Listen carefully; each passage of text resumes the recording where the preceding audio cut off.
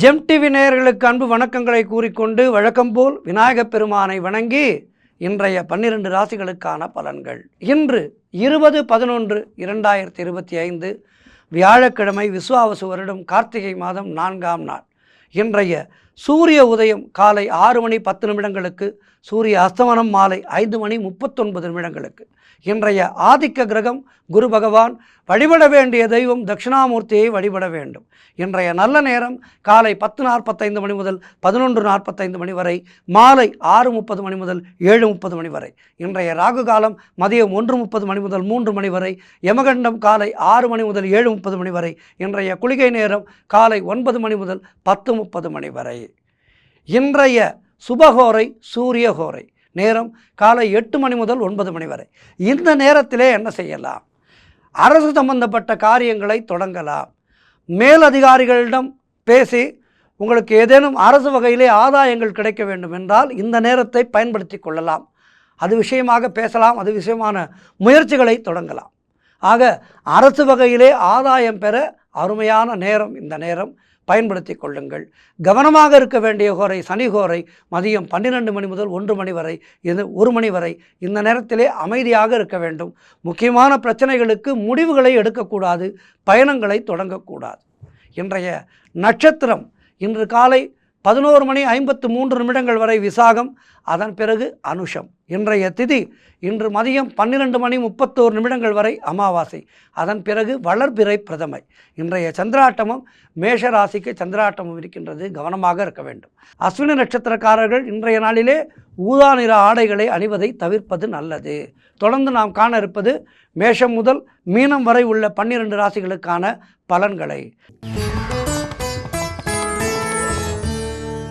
மேஷராசி அன்பர்களே, இன்று சந்திரன் உங்கள் ராசிக்கு 8ஆம் இடத்திலே இருக்கின்றார். ராசி அதிபதி செவ்வாய் ராசிக்கு 8ஆம் இடத்திலே இருக்கின்றார். ஆகவே இன்று நாள் முழுவதும் சந்திராட்டமும், இன்றும் நாளையும் தொடர்ந்து சந்திராட்டமும் இருக்கின்றது. மௌனத்தை கடைபிடியுங்கள்.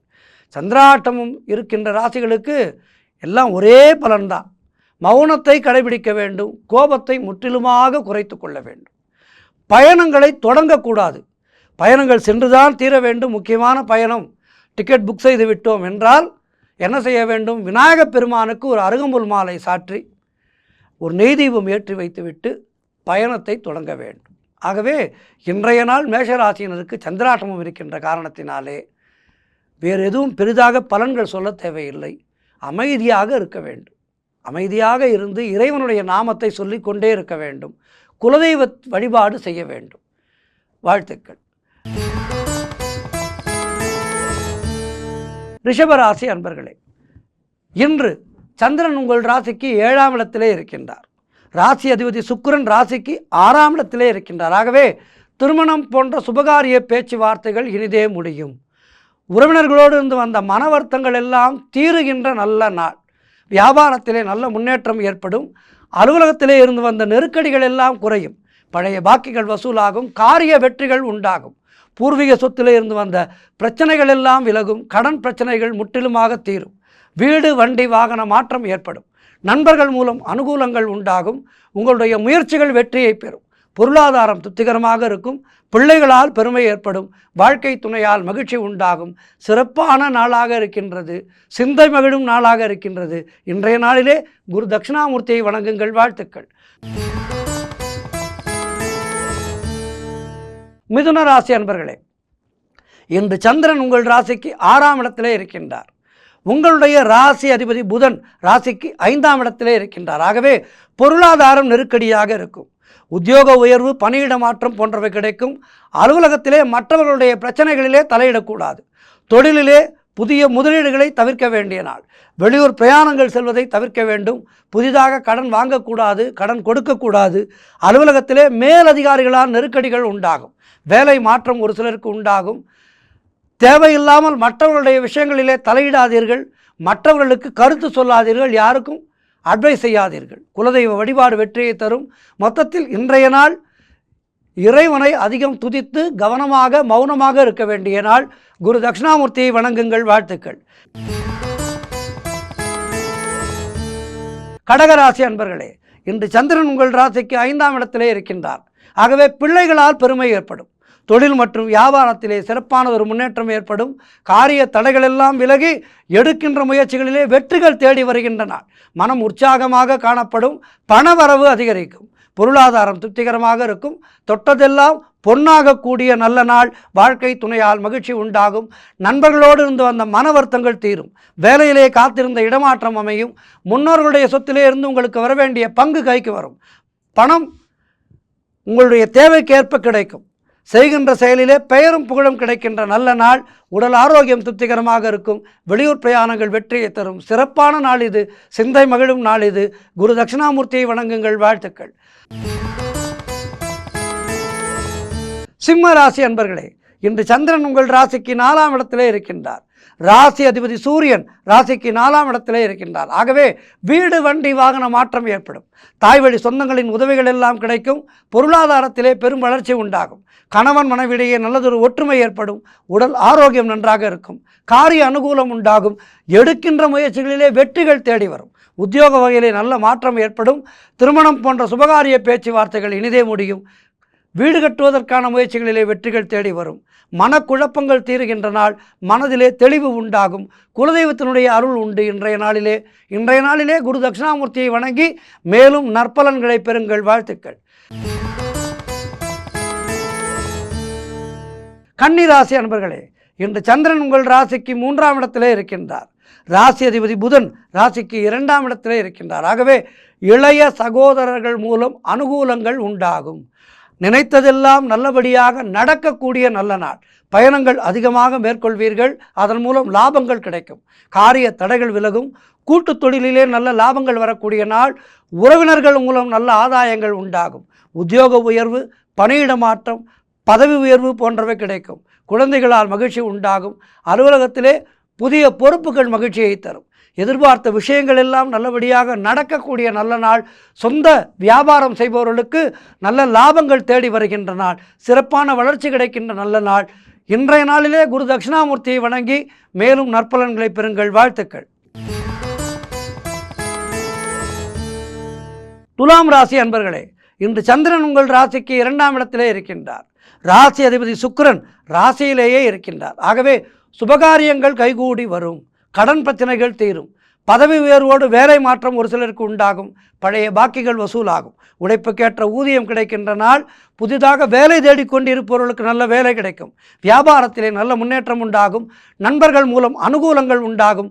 குழந்தைகளால் மகிழ்ச்சி உண்டாகும். சுபவிரயங்கள் ஏற்படக்கூடிய நல்ல நாள். தொழிலிலே நல்ல லாபங்கள் ஏற்படும். திருமண பேச்சுவார்த்தைகள் சுபமாக முடியும். குடும்ப ஒற்றுமை சந்தோஷத்தை தரும். இன்றைய நாளிலே குரு தட்சிணாமூர்த்தியை வணங்கி மேலும் நற்பலன்களை பெறுங்கள். வாழ்த்துக்கள். விருச்சிக ராசி அன்பர்களே, இன்று சந்திரன் உங்கள் ராசியிலேயே இருக்கின்றார். ராசி அதிபதி செவ்வாய் ராசியிலேயே இருக்கின்றார். ஆகவே நினைத்த காரியங்கள் எல்லாம் நல்லபடியாக நடக்கக்கூடிய நல்ல நாள். பூர்வீக சொத்திலே இருந்து வந்த பிரச்சனைகள் எல்லாம் தீரும். மனம் சந்தோஷமாக இருக்கும். கணவன் மனைவிக்குள் இருந்து வந்த பிரச்சனைகள் தீரும். தொழிலிலே நல்ல முன்னேற்றம் ஏற்படும். குழந்தை பாக்கியத்திற்காக காத்திருக்கின்ற தம்பதிகளுக்கு குழந்தை பாக்கியம் உண்டாகின்ற நாள். புதிதாக வேலை தேடிக்கொண்டிருப்பவர்களுக்கு நல்ல வேலை கிடைக்கும். உடல் ஆரோக்கியத்திலே நல்ல முன்னேற்றம் உண்டாகும். மனக்குழப்பங்கள் எல்லாம் தீரும். பொருளாதாரம் திருப்திகரமாக இருக்கும். வாழ்க்கை துணையால் மகிழ்ச்சி உண்டாகும். சிறப்பான நாள் இது. குரு தட்சிணாமூர்த்தியை வணங்குங்கள். வாழ்த்துக்கள். தனுசு ராசி அன்பர்களே, இன்று சந்திரன் உங்கள் ராசிக்கு 12ஆம் இடத்திலே இருக்கின்றார். ராசி அதிபதி குரு ராசிக்கு 8ஆம் இடத்திலே இருக்கின்றார். ஆகவே திருமணம் போன்ற சுபகாரிய பேச்சுவார்த்தைகள் சற்று தள்ளி போகும். வீடு வண்டி சம்பந்தமான விரய செலவுகள் சிலருக்கு ஏற்படலாம். இன்றைய நாளிலே நீங்கள் கவனமாக இருக்க வேண்டும். சந்திராஷ்டமத்தென்று நாம் எப்படி கவனமாக இருப்போமோ அதுபோல இன்றைய நாளிலேயும் நீங்கள் கவனமாக இருக்க வேண்டும். கோளறு பதிகம் படியுங்கள். குரு தட்சிணாமூர்த்திக்கு நெய் தீபம் ஏற்றுங்கள். விநாயகப் பெருமானுக்கு அருகுமுள் மாலை சாற்றி நெய் தீபம் ஏற்றுங்கள். ஆஞ்சநேயரை வழிபாடு செய்யுங்கள். வாழ்த்துக்கள். மகர ராசி அன்பர்களே, இன்று சந்திரன் உங்கள் ராசிக்கு 11ஆம் இடத்திலே இருக்கின்றார். ராசி அதிபதி சனி ராசிக்கு 2ஆம் இடத்திலே இருக்கின்றார். ஆகவே வீடு வண்டி வாகன யோகம் உண்டாகும். உங்களுடைய முயற்சிகள் எல்லாம் வெற்றி பெறுகின்ற நல்ல நாள். உத்தியோகத்திலே இருப்பவர்களுக்கு சம்பள உயர்வு, பதவி உயர்வு, இடமாற்றம் போன்றவை கிடைக்கும். திருமண பேச்சுவார்த்தைகள் சுபமாக முடியும். நண்பர்கள் உறவினர்களால் ஆதாயங்கள் உண்டு. தந்தை வழி சொத்துக்கள் கைக்கு வரும். உங்களுடைய முயற்சிகள் வெற்றி பெறும். குழந்தை பாக்கியத்திற்காக காத்திருக்கின்ற தம்பதிகளுக்கு சந்தான பிராப்தி உண்டாகும். கணவன் மனைவிடையே நல்லதொரு ஒற்றுமை ஏற்படும். நினைத்ததெல்லாம் நல்லபடியாக நடக்கக்கூடிய அருமையான நாளாக இருக்கின்றது. சிந்தை மகிழ்கின்ற நாளாக இருக்கின்றது. முன்னோர்களுடைய ஆசீர்வாதம் பரிபூர்ணமாக கிடைக்கின்ற நாளாக இருக்கின்றது.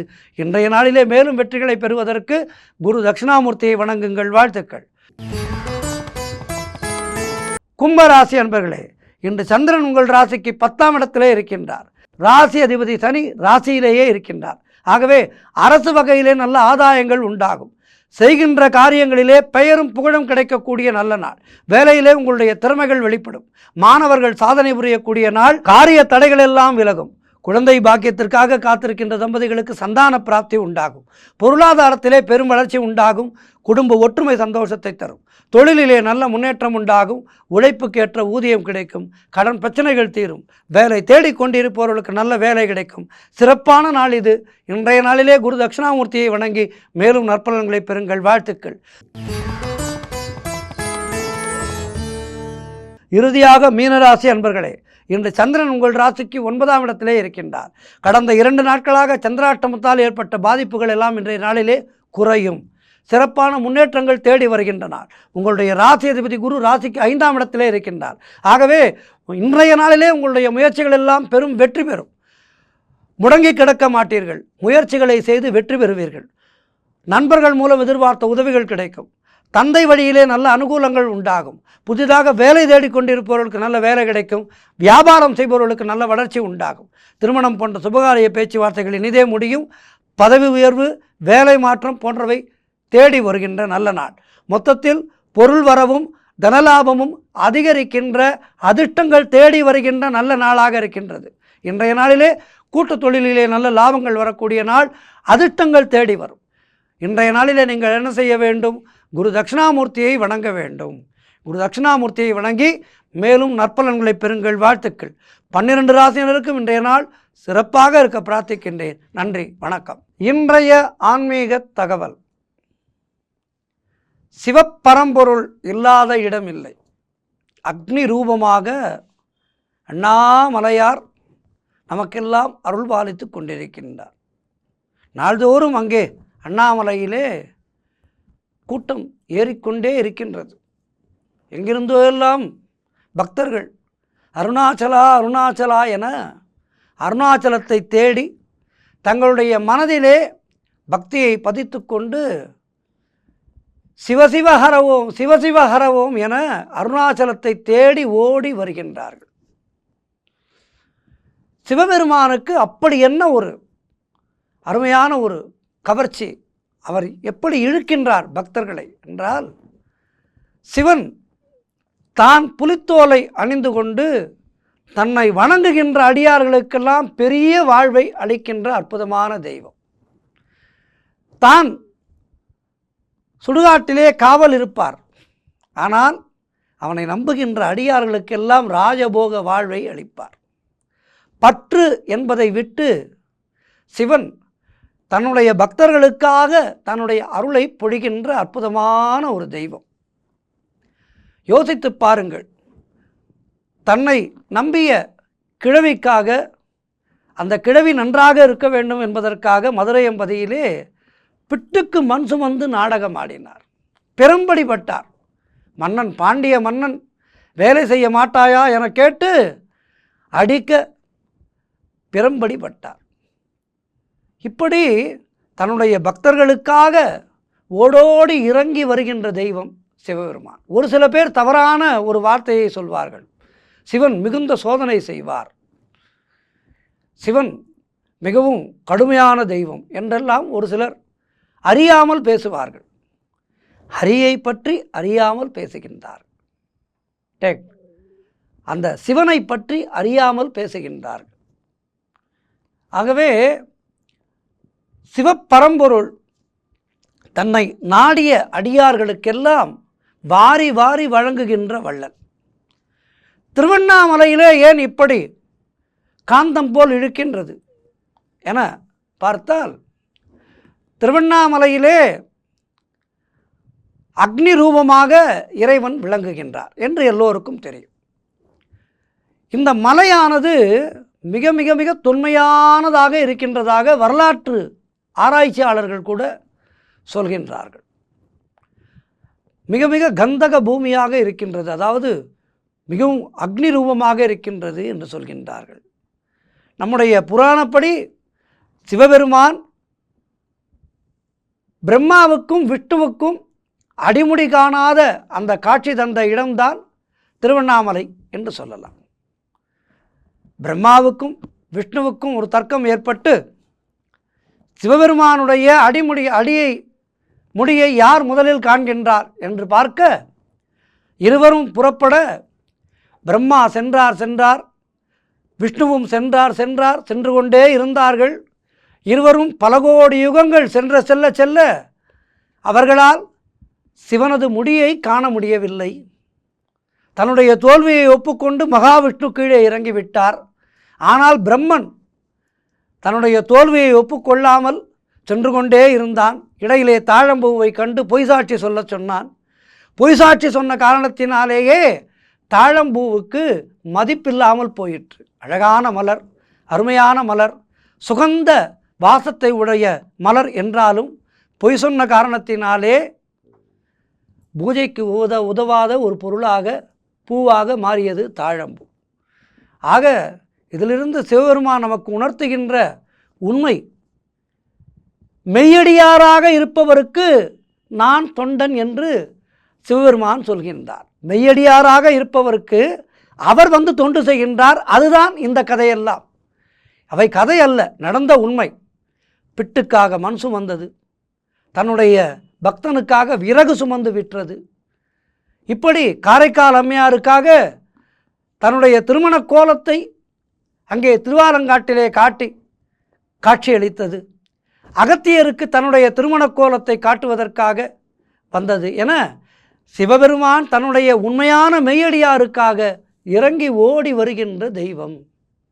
அதனால்தான் சிவப்பரம்பொருளை வணங்குபவர்களுக்கு பொய் கூடாது என சொல்வார்கள். மெய்யடியாராக இருக்க வேண்டும். அடியாரே பாருங்கள், அடியார் என்று சொல்ல மாட்டார்கள், மெய்யடியார், மெய்யை தாங்கியவர். இதிலே 2 கருத்துக்கள் இருக்கின்றது. மெய்யடியார் என்றால் உண்மை என்று ஒரு பொருள். இந்த உடம்பானது சிவப்பரம்பொருளுடைய அடிமை, சிவனுக்காக உள்ள தேகம் மெய்யடியார், மெய் அடியார். இப்படி 2 கருத்துக்கள் இருக்கின்றது. சிவனை போற்றி வணங்கினால் நமக்கு எல்லாம் கிடைக்கும். இப்போது கார்த்திகை மாதம் நடைபெற்று கொண்டிருக்கின்றது. கார்த்திகை மாதம் இந்த வருடம் விஸ்வாவசு வருடத்திலே கார்த்திகை மாதம் சோமவாரத்திலேயே பிறந்தது. ஆக தொடர்ந்து சோமவாரங்கள், இந்த கார்த்திகை சோமவாரத்திலே சிவபெருமானை வணங்கி சிவன் கோவிலுக்கு சென்று அன்றைய நாளிலே விரதம் இருந்தால் மிக மிக விசேஷம். அதேபோல் இந்த கார்த்திகை மாதத்திலே வருகின்ற பிரதோஷத்துக்கு மிகுந்த சக்தி உண்டு. இந்த கார்த்திகை மாத பிரதோஷம் என்பது தேவர்கள் எல்லாம் சிவனை வணங்குகின்ற அற்புதமான பிரதோஷம். ஆகவே இந்த கார்த்திகை மாதத்திலே வருகின்ற பிரதோஷத்திலேயும் சோமவாரத்திலேயும் சிவபெருமானுடைய ஆலயத்துக்கு சென்று சிவனை வணங்கி வில்வம் சாற்றி, சிவபெருமானுக்கு இஷ்டமானது வில்வம், எல்லா இடத்திலேயும் கிடைக்கும். அந்த வில்வத்தை வாங்கி மனம் குளிர சிவபெருமானுக்கு சமர்ப்பித்தால் எல்லா விதமான நோய்களும் தீரும், அஷ்ட ஐஸ்வர்யங்கள் சேரும் என்று சொல்கின்றது புராணம். ஐதீகம் சொல்கின்றது. சிவபெருமானுக்கு எவன் ஒருவன் தன்னுடைய முயற்சியாலே வில்வம் சாற்றுகின்றானோ அவனுடைய குடும்பத்துக்கு இல்லாமை என்பதே கிடையாது என்று சொல்கின்றது. இல்லாமை என்பது இல்லாமல் போகும். வீட்டிலே நிறை செல்வம், நல்ல ஆரோக்கியம், நல்ல கல்வி, நல்ல ஞானம் என எல்லாமே கிடைக்கும்.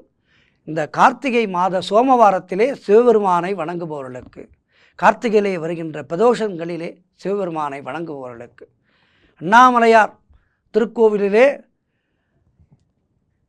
பௌர்ணமியிலே மட்டும்தான் கிரிவலம் செய்ய வேண்டும் என்று இல்லை, எல்லா நாளிலேயும் கிரிவலம் செய்யலாம். குறிப்பாக இந்த கார்த்திகை மாதத்திலே எல்லா நாட்களிலுமே விசேஷமான நாட்கள்தான். இந்த நாட்களிலே கார்த்திகை மாதத்திலே கிரிவலம் செல்வது என்பது மிக மிக சிறப்பு. ஆகவே நல்ல தெம்பும் உடல்நலமும் இருக்கின்ற அடியார்கள் இந்த கார்த்திகை மாதத்திலே கிரிவலம் வந்து முடிந்தால் 4 வாரங்களுமே ஏதேனும் ஒரு கிழமையை தேர்ந்தெடுத்து கொள்ளுங்கள். உங்களுக்கு நிறைய கடன் இருக்கின்றதா, கடன் அடைய வேண்டுமா, செவ்வாய்க்கிழமைகளிலே கிரிவலம் செல்லுங்கள்.